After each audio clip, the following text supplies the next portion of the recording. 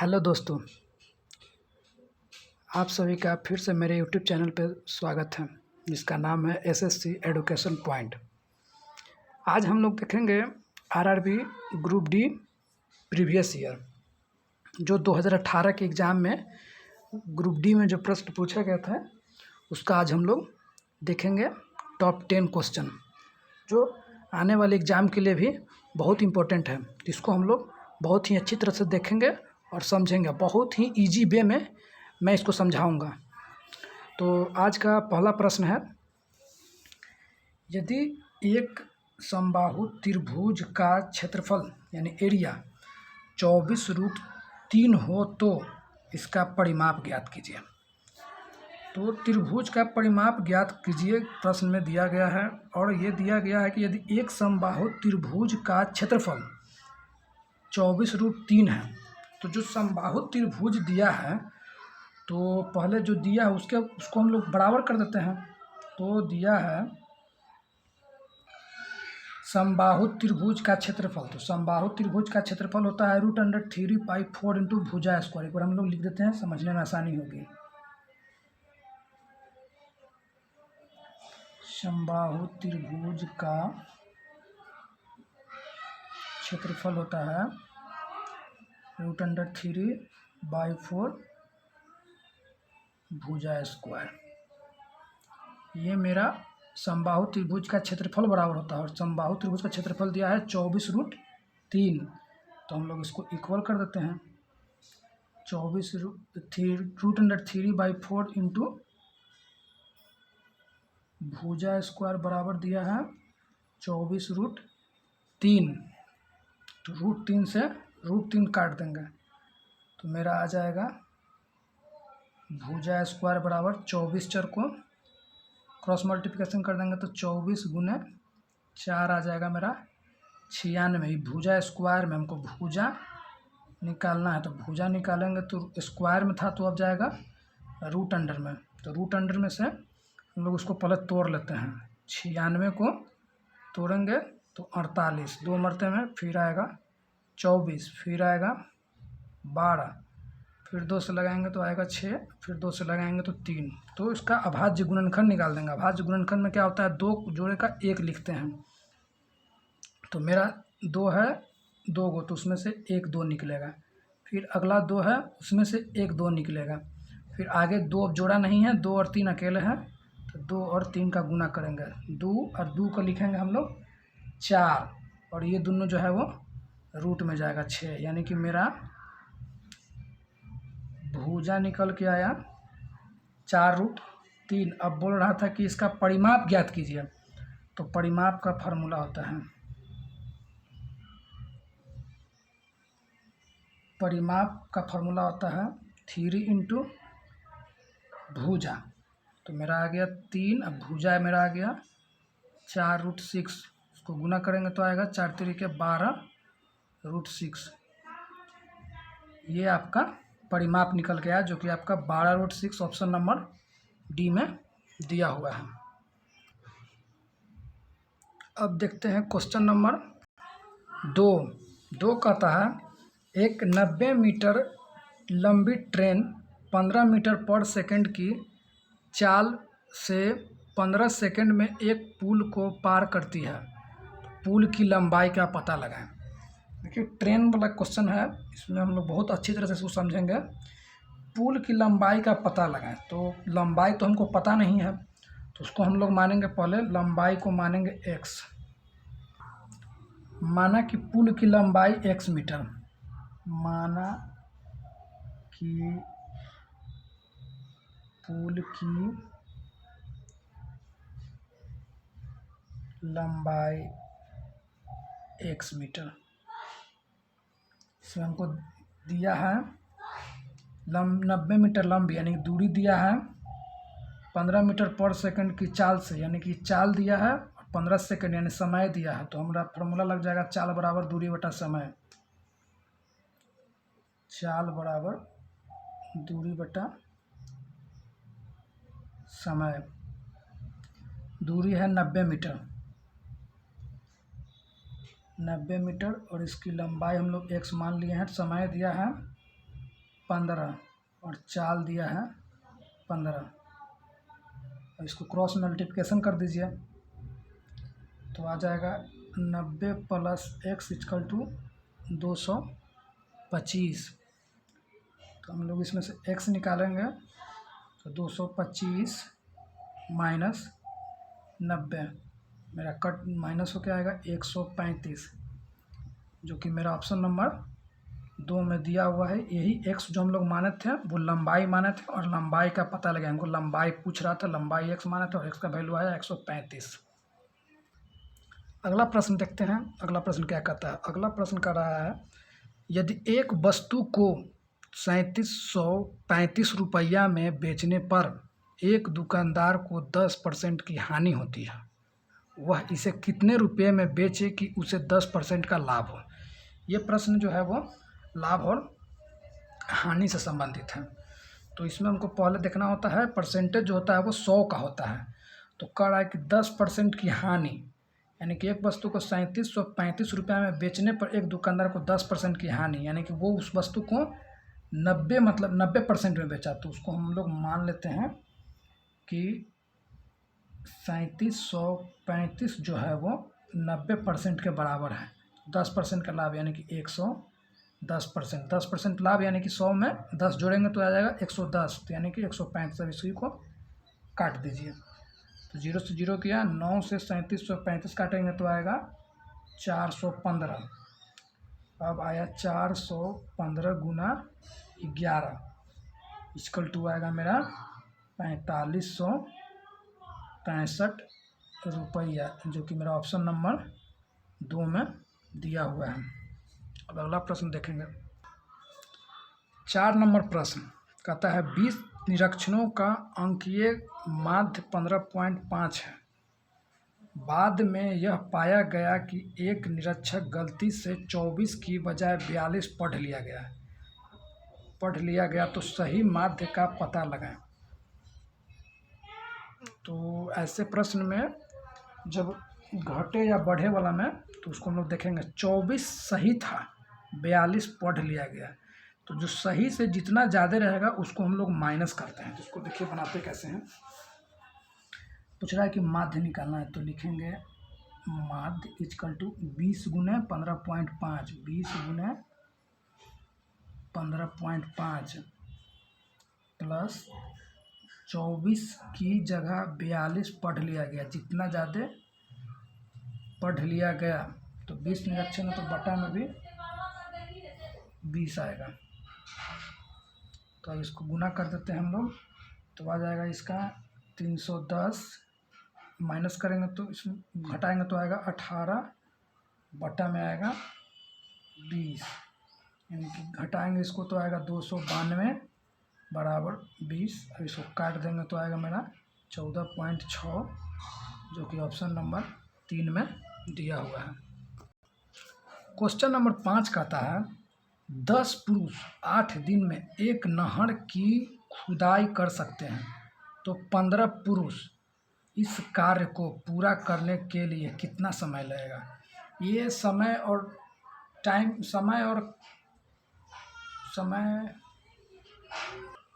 कार्य और समय से यह प्रश्न है, इसको हम लोग देखेंगे। तो इसका एक फार्मूला होता है M1D1 M2D2। पहले ये समझेंगे कि M1 और D1 क्या है, M2 D2 क्या है। M1 होता है मैन और D1 होता है दिन। तो इस फार्मूला पर हम लोग इसको पुट कर देंगे। देखिए M1 दिया है 10 और D1 है 8, फिर दिया है M2 दिया है 15 और हमको D2 निकालना है। हम लोग गुना कर देते हैं, 10 गुने 8 बराबर 15। ये कट जाएगा 2 मरते में, ये कट जाएगा 3 मरते में, 16/3, यानी कि D2 बराबर आया 16/3। करने का मतलब है कि 5.33 दिन आया, जो कि आपका ऑप्शन नंबर डी में दिया हुआ है। अब देखते हैं अगला प्रश्न। अगला प्रश्न है क्वेश्चन नंबर 6। यदि एक संख्या के 2/3 का 1/4 100 है, तो वह संख्या क्या है? वह संख्या कहने का मतलब है कि वह संख्या हम लोग x मान लेते हैं। तो संख्या मान लेते हैं x। तो अब देखते हैं प्रश्न से, x का 2/3 का मतलब गुना होता है। तो यहाँ पे 1/4 है, यानी कि वो है 100। तो इसको हम लोग सॉल्व कर देंगे। 2x = 12 = 100।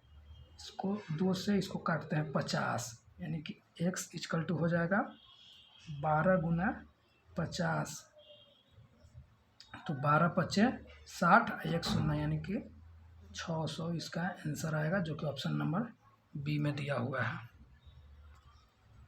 अगला क्वेश्चन देखेंगे, क्वेश्चन नंबर 7। क्वेश्चन नंबर 7 कहता है, यदि नंबर 3 6 7 x 11 15 19 20 25 28 आरोही क्रम में है और उनकी माध्य 15 है, तो x ज्ञात करें।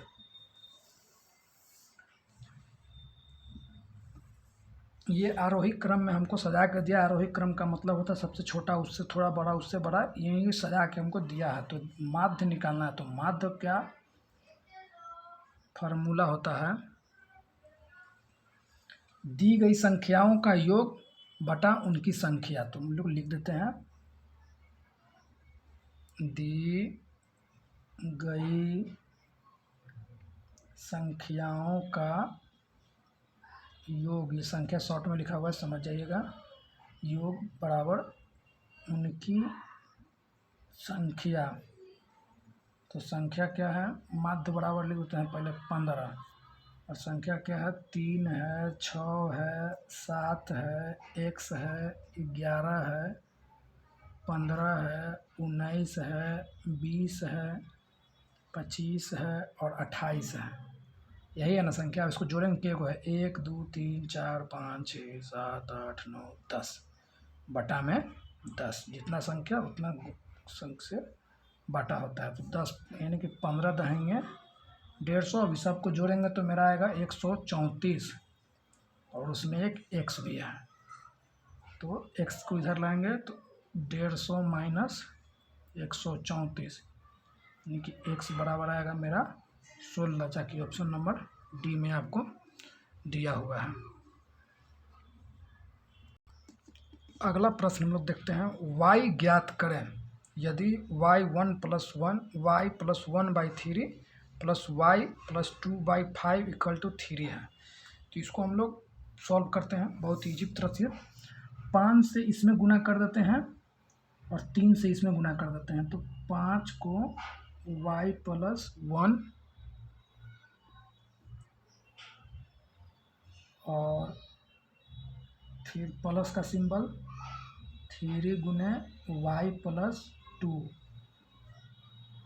इसको गुना करेंगे तो आएगा 5 3 के 15, और दिया है कितना इधर 3। इसको गुना करेंगे तो आएगा मेरा 5y + 5 को 1 से गुना करेंगे तो आएगा 5, फिर 3 को y से करेंगे तो 3y + 3 को 2 से करेंगे तो आएगा मेरा 6, 5 को 3 15 को 3 से करेंगे तो आएगा मेरा 45। अब इसको 5 3 8y बराबर हो जाएगा 45। यही हो जाएगा 5 6 11, यानी कि 11 घटा देंगे, यानी कि 8y बराबर आएगा मेरा 34। 45 में से 11 जाएगा तो 34, तो y बराबर हो जाएगा 34/8, यानी कि 4.25। इसका आंसर आएगा 4.25। ऑप्शन इसका नहीं दिया था, छूट गया था, इसलिए फिर से इसको लिखना पड़ा। इसका ऑप्शन नंबर होगा 2, 4.25। Question number 9। क्वेश्चन नंबर 9 कहता है, सरल रूप में लिखे √50 + √18 माइनस √8। ऑप्शन है 8√2, 7√2, 6√2, 5√2। इसको हम लोग बहुत ही ईजी तरह से बनाएंगे। देखने में तो बहुत आसान मगर बहुत हार्ड लग रहा है, मगर इसको हम लोग बहुत ईजी से बनाएंगे। देखिए, पहले दिया है √50, तो हम लोग पहले 50 को तोड़ देते हैं। अब भाज्य गुणनखंड, तो 25 5 से करेंगे तो आएगा 50 25, यानी कि 255। इसमें तो है कितना 2 को 5, तो 2 को 5 में से 1 5 और √2। उसके बाद है √18, अब 18 को तोड़ते हैं, 2 से तोड़ेंगे तो 9, फिर 2 3 से लाएगा, फिर 3 तरीके 9, तो इसका भी वही हो जाएगा 2 गुने 3 गुने 3, तो इसमें से भी 3 निकल जाएगा, 2 को दिया है और एक 2 रह जाएगा। और फिर दिया है 18 रूट अंडर 8, तो इसका तोड़ेंगे, 8 को तोड़ेंगे तो आ जाएगा 4, फिर आ जाएगा 2, यानी कि इसका आएगा 2√2, 2 निकलेगा, एक बाहर जाएगा। तो अब इसको जैसे जैसे कर रहा है, 50 का है 5√2, प्लस का सिंबल तो प्लस कर देंगे, 3√2, इसमें भी प्लस है, और उसके बाद लास्ट है 2√2 माइनस है, 5 और 3 8, 8√2 माइनस 2√2 मेरा आ जाएगा, माइनस करके 8 में से 2 जाएगा तो 6√2, जो कि मेरा ऑप्शन नंबर 3 में दिया हुआ है 6√2। क्वेश्चन नंबर 10 कहता है एक समचतुर्भुज रोम्बस के विकर्ण क्रमशः 8 मीटर और 6 मीटर है, तो इसका क्षेत्रफल ज्ञात करें। विकर्ण मतलब होता है डायगोनल, तो पहला डायगोनल 8 दिया है, दूसरा डायगोनल 6 दिया है, तो इसका क्षेत्रफल क्या होगा। तो रोम्बस का यानी कि समचतुर्भुज के विकर्ण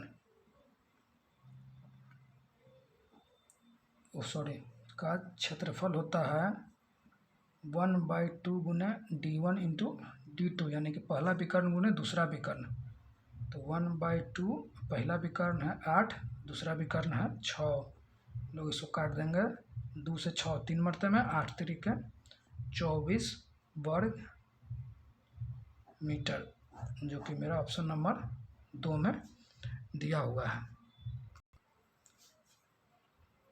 क्वेश्चन नंबर 11 कहता है यदि एक चतुर्भुज के कोणों का अनुपात 3, 5, 9, 13 है तो सबसे बड़ा कोण ज्ञात कीजिए।